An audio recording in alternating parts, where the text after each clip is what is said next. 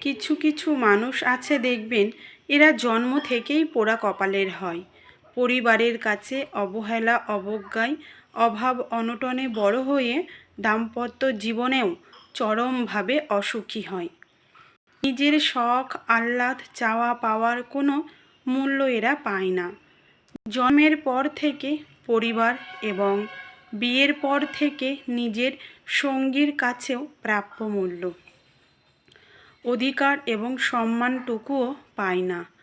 অবহেলা, অনাদরে বেড়ে ওঠা মানুষগুলোর চাহিদা খুব সীমিত থাকলেও তারা নিজেদের চাহিদা না পরিবার আর না সঙ্গীর কাছ থেকে পূরণ করতে পারে। তাদের কাছে জীবন মানে বিষাদময় এবং যন্ত্রণার।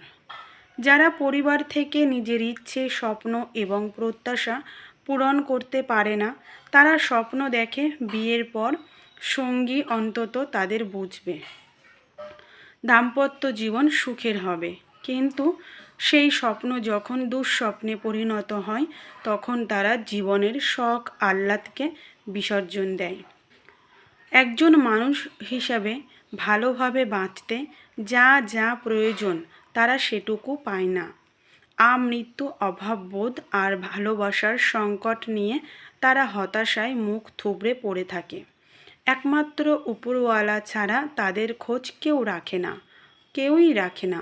তাদের জন্মই হয় আমৃত্যু শুধু দুঃখ পাওয়ার জন্য।